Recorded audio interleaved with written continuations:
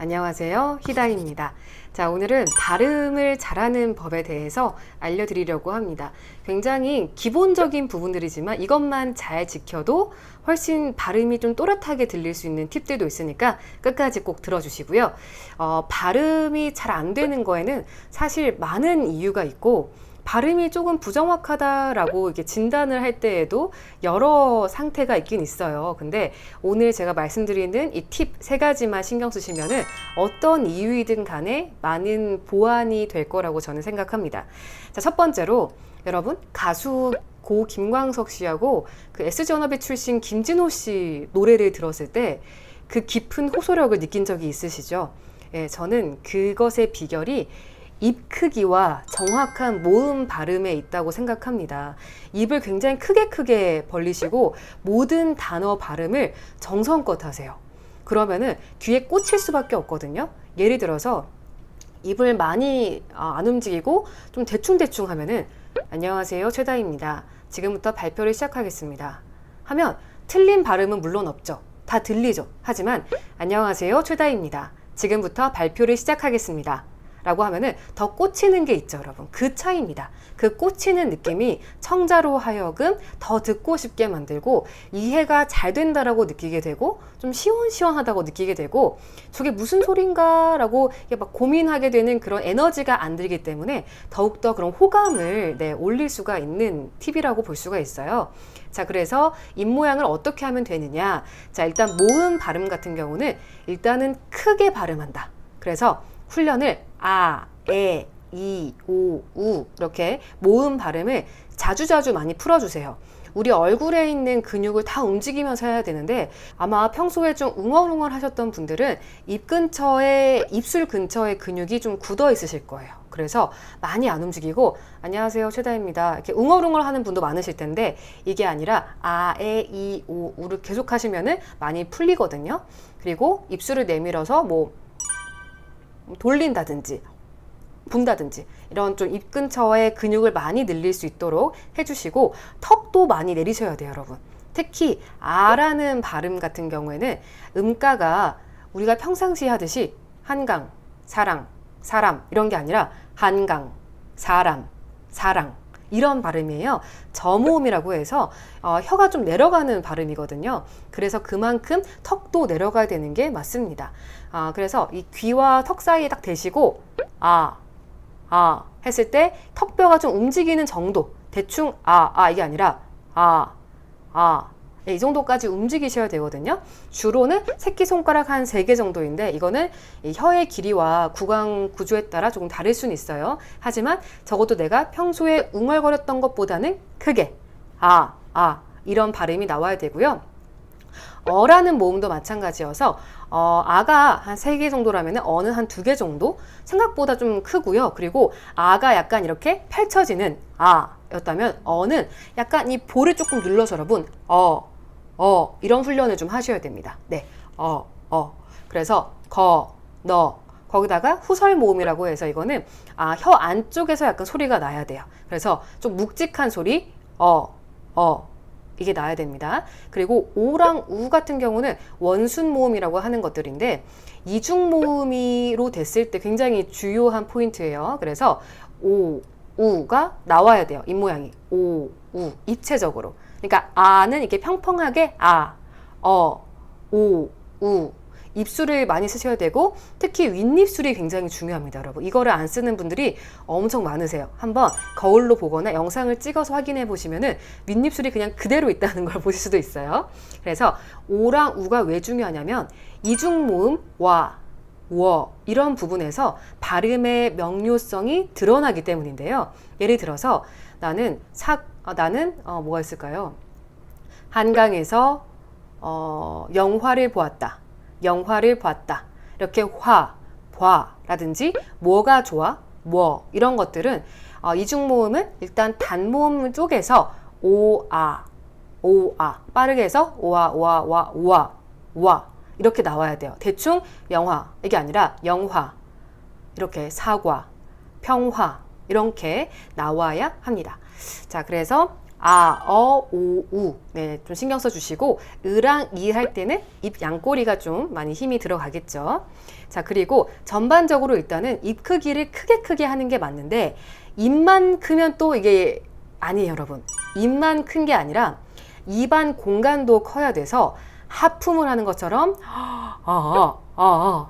하시고, 제가 몇 번 다룬 거긴 한데, 약간 신문선 전 해설위원을 흉내내서, 꼴이에요. 해서 목구멍을 열어요. 그 상태에서 에, 이, 오, 우로 하면은 입안을 좁게 쓰는 것보다 안녕하세요 보다 안녕하세요, 안녕하세요, 최다입니다. 안녕하세요, 최다입니다. 안녕하세요, 최다입니다. 이런 좀 차이가 생기거든요. 입안 공간을 크게 해야지 입술도 크게 힘이 받쳐지기 때문에 결국에 발음도 입안 공간이 굉장히 중요하고, 자, 그리고 세 번째는 자음 발음을 정확하게 하라입니다. 개인적으로 학생들을 만날 때 자음 발음에서 조금 걸리는 분들은 대체로는 정해져 있어요. 예, 어떤 부분이냐, 이 윗니 안쪽에 있는 잇몸 있죠. 네, 그 경계를 또 치조라고 하고, 그 뒤에 딱딱한 이제 입천장 부분을 경구개라고 하고, 아무튼 이런 용어가 있는데, 이 뒤쪽에 정확하게 닿아야 하는 발음들에 조금 넘어지는 경우예요. 그래서 니은, 디귿, 지읒 같은 게 있겠죠. 그래서 이런 좀 힘이 있고 압력이 약간 있어야 됩니다. 그래서 느, 드, 즈 이런 것들은 힘이 좀 있어야 되고요. 특히나 지읒 같은 경우에는 소리가 좀 까다로운 소리고, 그래서 어린이들도 제일 나중에 익히는 소리예요. 그래서 얘를 조음, 그러니까 소리를 만드는 그 포인트가 좀 틀리게 발음하는 분들이 은근 많으실 건데, 제가 그랬거든요. 그래서 지읒의 어떤 발음 조음점은 느, 드 보다는 조금 위에 즈가 있고요. 느랑 드가 혀 끝이라면 지읒 같은 경우는 혀 끝보다 조금 안쪽에 닿아야 돼요. 즈, 자전거, 제작 이렇게 닿아야 합니다. 그리고 이게 혀가 좀 부지런히 닿아야 되기 때문에, 예를 들어서 지지자, 뭐 자전거, 뭐 이런 것들, 자주색 이렇게 혀가 몇 번 빠르게 닿아야 될 경우가 힘이 부족해서 이게 안 닿는 경우가 있어요. 그러면은 지자, 자전거, 뭐 자주색 이렇게 돼버리는 건데, 그럴 때일수록 어떻게 하시냐면은 압력을 더 쏟는 거예요. 힘을 더 줘서 배심으로 자전거, 자주색 이렇게 힘을 많이 뱉어주시면 그 압력으로 발음의 정확성이 올라갑니다. 그리고 히읗 같은 경우에는 이 바람을 뱉는 발음이에요. 그래서 영화, 실현, 김서형 이렇게 히읗 발음이 첫 음절에 나올 때는 쉬워요. 뭐 한강, 뭐 형수 되는데, 첫 음절이 아니라 단어의 중간이나 끝에 나왔을 때는 그냥 이응이 돼버릴 때가 많아요. 예, 영화 이렇게. 근데 그게 아니라 영화 이렇게만 뱉어도 훨씬 발음이 좀 고급스럽고 좀 배운 것 같다, 이런 효과가 있으니까 히읗도 신경 써주시고, 시옷 같은 경우에는 막상 배우고 나면은 별로 어려울 게 아닌데, 시옷은 여러 이유가 있어요. 그러니까 특히 혀의 움직임이 조금 적었던 분들이 시옷이 좀 셀 때가 있고요. 그리고 제가 하는 표현으로는 혀를 수납을 잘 못하는 경우거든요. 이 시옷 같은 경우에는 그냥 뱀소리 이런 것처럼 이 바람을 이제 짧게 빼내는 그런 소리예요. 그래서 이 혀가 치아 사이에 걸리면 안 되거든요. 예를 들어서 수사슴 걸리면은 이 새는 발음이 나오는 거죠. 그래서 그럴 때에는 혀를 조금 위로 올리거나 밑으로 내리거나, 네, 수사슴 안으로 조금 수납하는 게 필요합니다.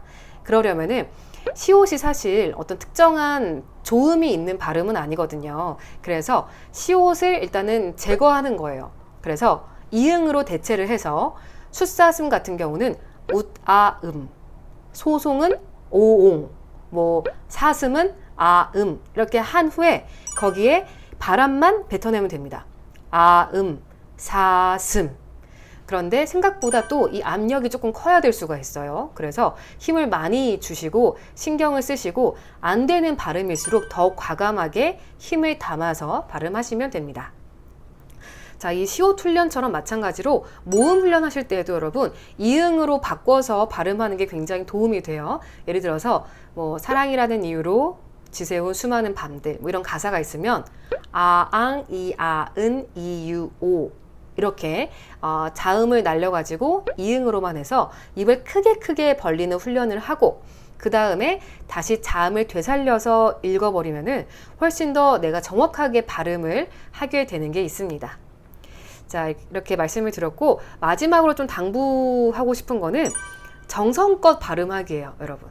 이게 말을 그냥 흘러가도록 하는 게 아니라 음절 하나하나, 나아가서 단어 하나하나, 문장 하나하나를 청자에게 귀에 꽂히게끔 말하고자 하는 적극성과 대담성과 부지런함이 있어야 됩니다. 대충 말하는 게 아니라 왜냐하면 내 생각을 사실 말로 전하는 거잖아요. 근데 내 생각을 상대가 머리를 훔쳐보질 않잖아요. 오로지 다 내 말에 의해서 전달되기 때문에 그래서 이 말이라는 거는 단순히 어떤 생각을 전달하는 수단에 그치는 게 아니라 때로는 그 자체로 전체가 되는 거죠. 전부가 되는 거죠. 그래서 상대가 잘 이해할 수 있게끔 무슨 말이야? 라고 의아하지 않게끔 내가 한 음절 한 음절을 정성껏 의지를 담아서 분명한 사고에서 말을 하면은 자연스럽게 발음이 좋아질 수 있습니다.